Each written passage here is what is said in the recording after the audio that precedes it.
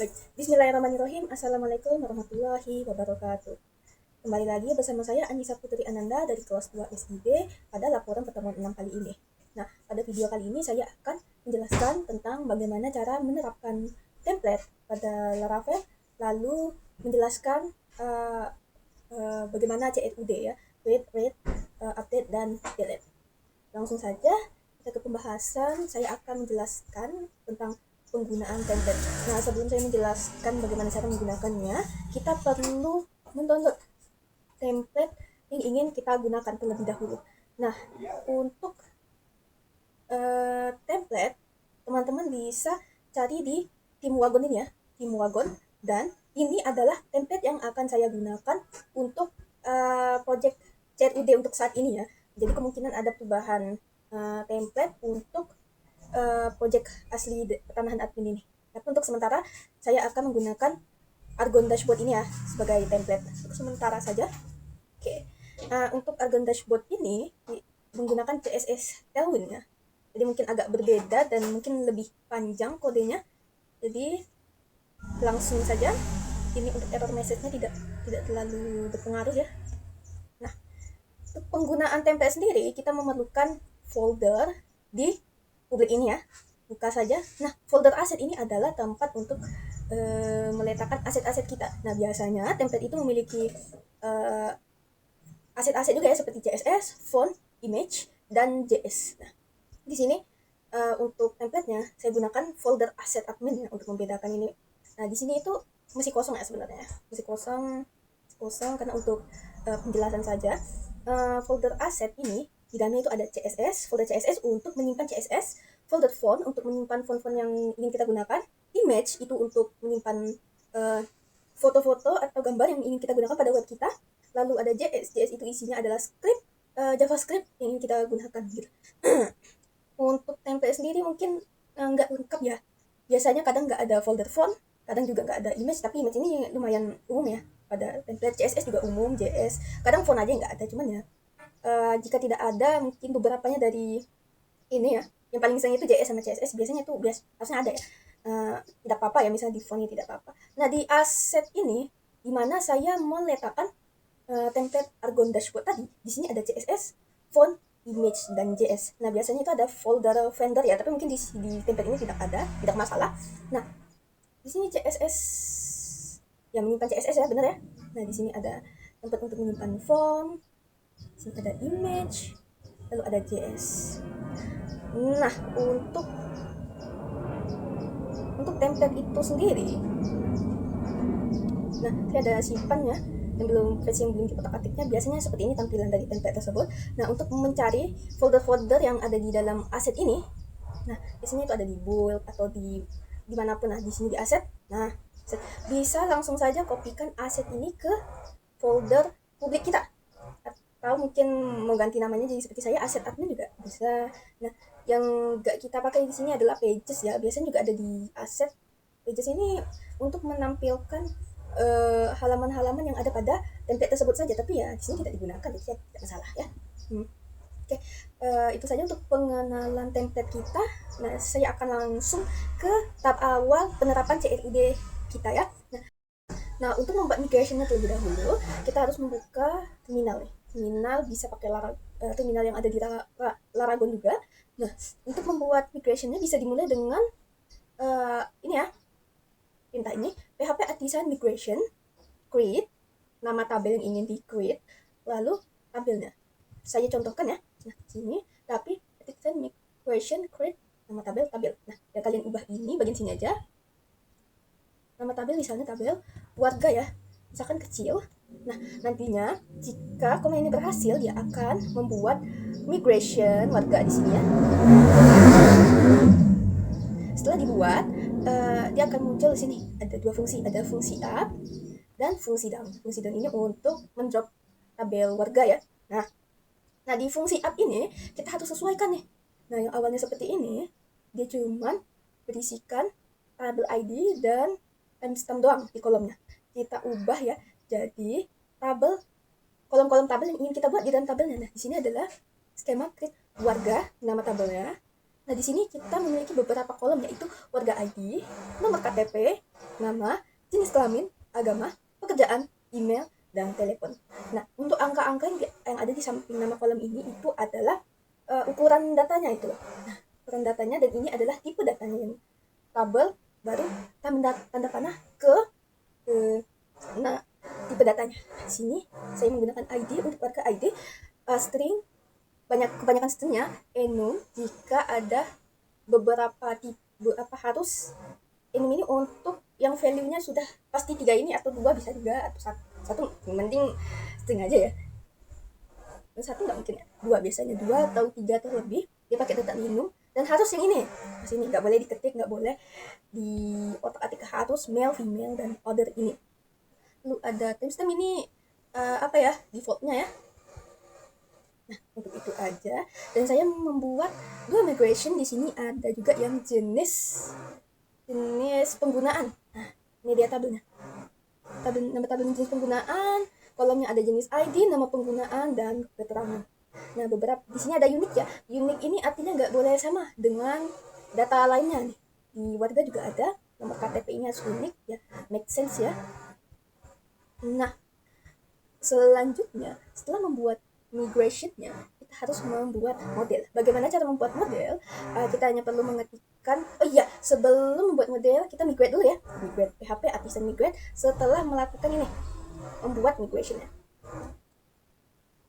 Setelah di migrate, tabelnya akan muncul ya di database. Kita cek lebih dahulu. Open Laravel. Nah, sini ada tabel jenis penggunaan. Pas ya, nama penggunaan, keterangan, dan ini adalah tabel defaultnya, timestamp. Yang warga juga ada di sini, nomor KTP, nama, jenis kelamin, agama, pekerjaan, email, telepon, dan tabel timestampnya. Oke, jika sudah dipastikan kalau sudah di migrate dan tabelnya sudah ada di database, kita bisa lanjut membuat model menggunakan PHP artisan make model, nama modelnya. Nah, untuk nama model harus besar ya, seperti yang bisa dilihat di sini, model. Nah, jenis penggunaan saya tidak menggunakan underscore ya, karena memang penamaan model itu harus besar. Warga juga besar, tidak seperti penamaan tabel database. Nah, untuk membuat model, nah di sini saja di terminal PHP artisan make model, nama modelnya misalnya warga ya. Tapi kalau saya enter harusnya error karena sudah ada. Nah, sudah ada di sini. Nah, untuk penyesuaian yang ada di modelnya, kita perlu sesuaikan dengan kolom yang ada di database kita.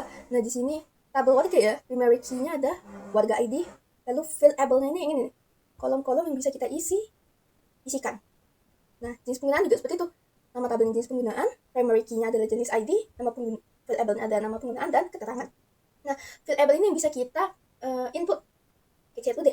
Tapi yang primary key ini seperti sebelumnya itu dia auto increment ya.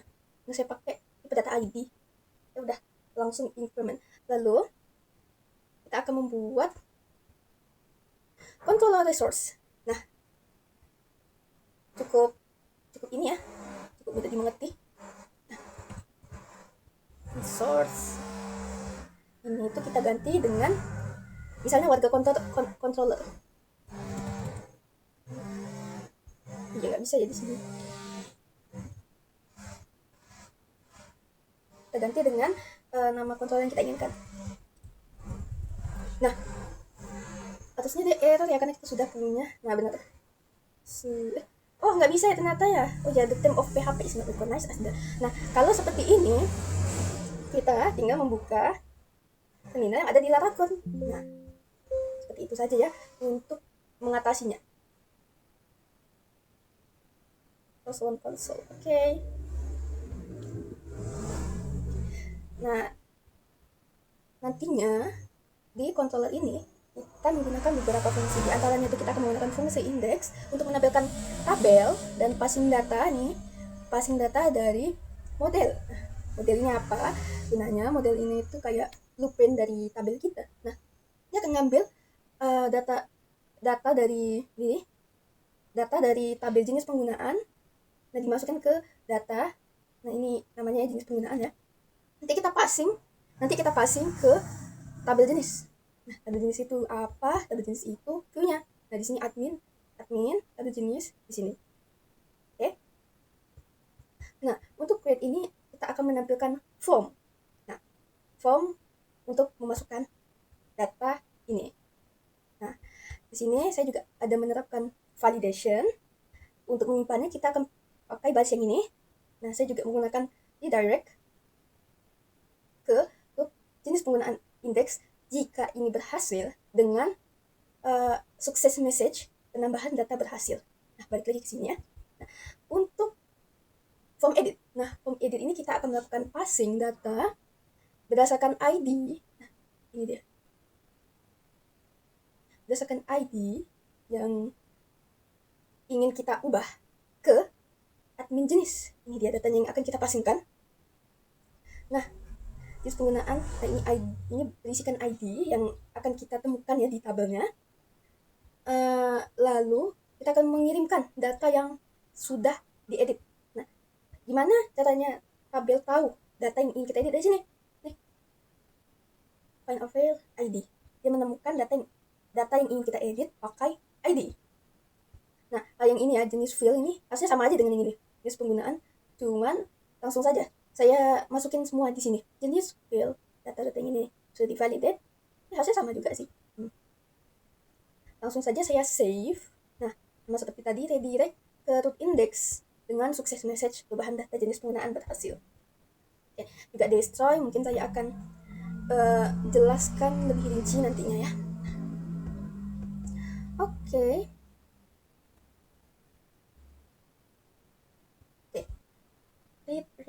Delete. Nah, untuk CRUD pastinya kita punya view-nya ya, view-nya. Saya akan mulai dari create lebih dahulu. Untuk create, kita menggunakan form jenis saja. Di sini ada dua ya, form jenis dan form warga. Saya akan pakai yang form jenis lebih dahulu. Atau mungkin saya akan gunakan form warga saja, lebih panjang. Di sini saya cari aja formnya, form.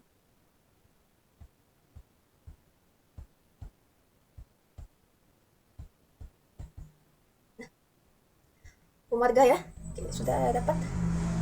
Nah, di sini dia bukan panjang ya. Di sini form action-nya pastikan root-nya referensi ke store ya, karena itu adalah fungsi yang kita gunakan untuk menyimpan datanya. Metodenya post, jangan lupa gunakan CSRF. Nah, CSRF ini gunanya untuk melindungi data kita. Biasanya dia generate tokennya agar dia tahu apakah yang mengirimkan datanya itu section yang benar ya, kita ya. Takutnya ada buat apa-apa gitu yang asal-asalan mengirimkan data. Nah, ini gunanya untuk memeriksa apakah yang mengirimkan data itu kita atau bukan. Itu dia gunanya. Nah, di sini ada ya total dari validasi tadi. Nah, ini untuk menampilkan message errornya. Nah, di sini saya menggunakan alt ya, agar ini untuk konsep repopulate form ya. Jadi dia menyimpan data kita yang lama, dia tahu kita mau ngetik apa di sini. Nah, di sini ada nomor KTP tetap sama. Nah, jenis kelamin ini lumayan cukup menarik ya, karena dia menggunakan input option. Nah, input option ada male dan female untuk value-nya. Untuk kata-kata di luarnya itu bisa gunakan perempuan atau laki-laki saja ya, tapi value-nya tetap male dan female yang dimasukin. Maksudnya ada order juga, mungkin kita bisa ini tidak rapi ya, order lainnya. Tapi ya kalau tidak mau, pengennya dua ini saja tidak masalah juga. Nah, ini ya untuk repopulate formnya. Oke, untuk agama lumayan sama ya. Oke, email, telepon, dan tombol. Sini juga saya tambahin tombol batal untuk kembali ke tabel warganya. Untuk form jenis ini cukup ini ya. Ini ada text area. Nah, biasanya digunakan untuk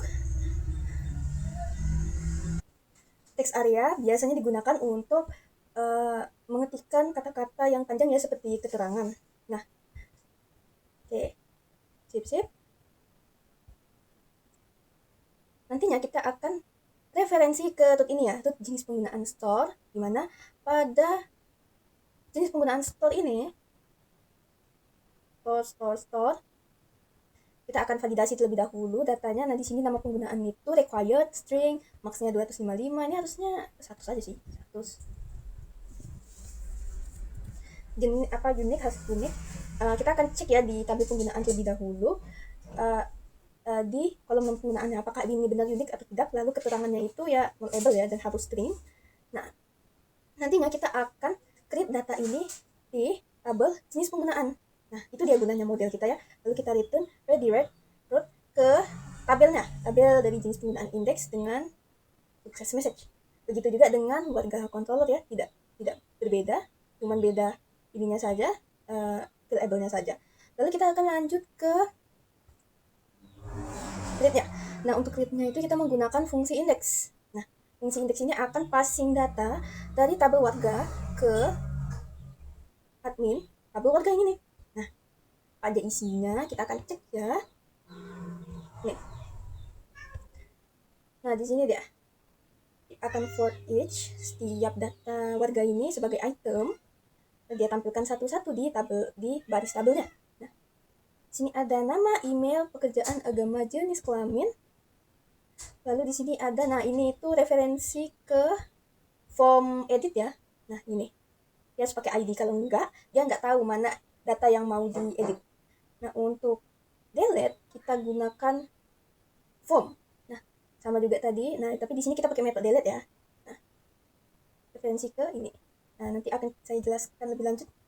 Nah, untuk edit, nah di sini ya, bisa jika kita pencet edit tuh dan ke sini.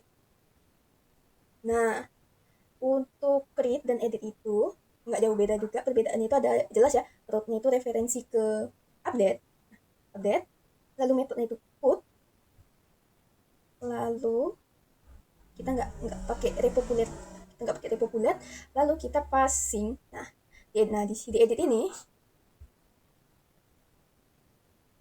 kita ada passing data di sini. Nah, passing data berdasarkan ID yang kita kirimkan tadi ke form edit kita. Nah, makanya di edit jenis ini dia akan menampilkan data yang akan kita edit. Nah, error message-nya juga ada. Nah, submit atau batal. Oke. Jelas ya, saya akan menjelaskan ininya. Update.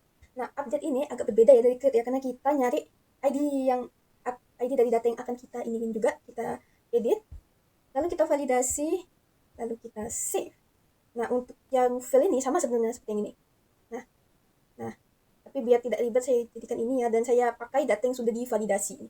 Ya, data ini yang sudah divalidasi ya. Jadi kita nggak pakai yang dari request, kita pakai yang data ini. Kita redirect ke tabel ya dengan sukses message di sini. Oke, balik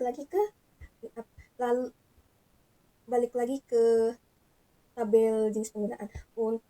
Untuk yang warga begitu juga ya, sama, cuman berbeda pada field labelnya saja di sini. Nah, oke. Saya mau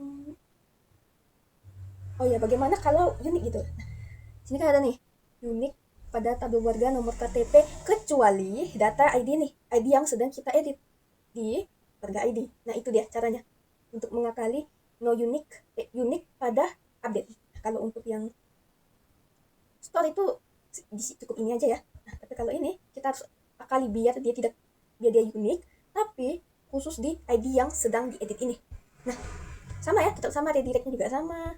Nanti pergi ke tabel. Lalu yang terakhir itu ada hapus. Nah, bisa dilihat di tabel jenis kita punya form hapus di sini. Nah, referensinya itu ke destroy ya. Destroy pakai ID. Terus saya juga menggunakan validasi ya untuk yang ini, untuk dia tidak sengaja kehapus gitu loh. Nah, terus kita pakai metode post, tapi sini kita pakai delete di sini. Nah, oke, setelah kita misalnya submit di sini, kita akan menjalankan fungsi destroy kita. Lagi-lagi kita mencari ID yang dikirimkan, lalu kita delete datanya. Lalu redirect dengan sukses message, data berhasil dihapus. Nah, akan saya demokan. Pastikan aktifkan, kita jalankan.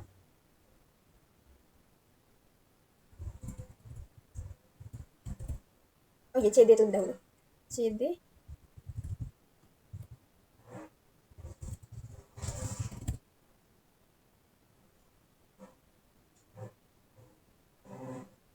Oke, sudah.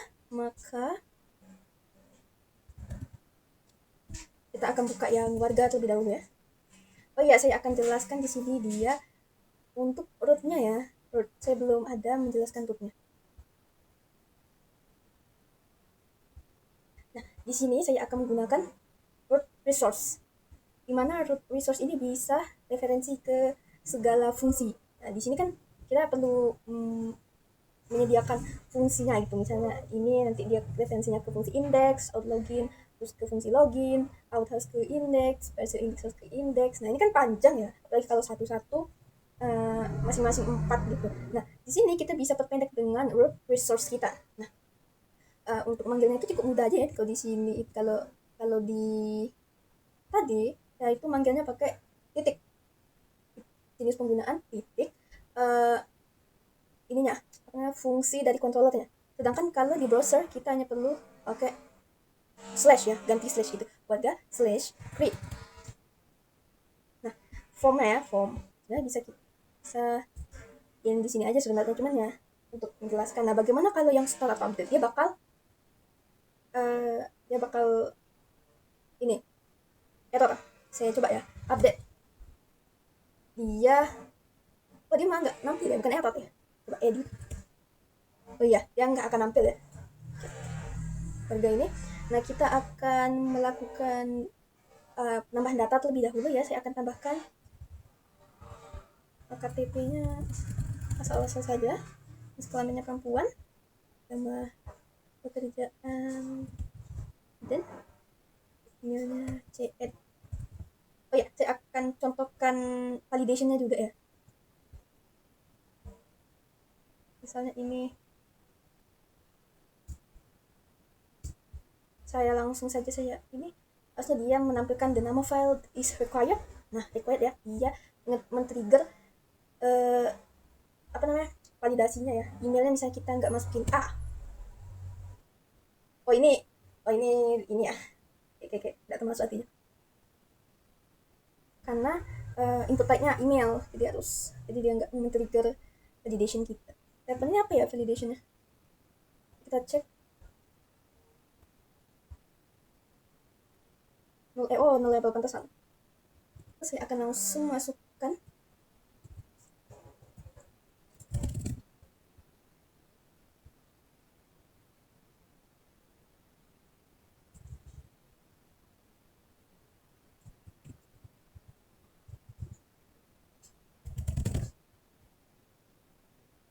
Nah, dia akan menampilkan sukses message bahwa penambahan data berhasil ya. Nah, sekarang kita akan coba edit data yang ini. Anissa Ananda edit.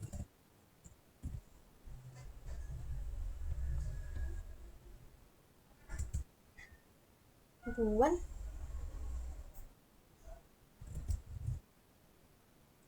Edit. Kita edit ya, biar kita tahu apa perubahannya. Nah, berubah ya, Anissa Ananda edit. Nah, di sini edit jadi student, lalu ada beberapa yang edit ya, artinya fungsi pengeditan berhasil. Lalu saya akan mencoba hapus data yang pertama ini. Nah, ada validasinya ya. Oke saja. Sukses. Data berhasil dihapus. Nah, itu dia. Itu saja untuk demo tugas kali ini. Sampai berjumpa lagi pada laporan selanjutnya. Saya ucapkan terima kasih. Wassalamualaikum warahmatullahi wabarakatuh.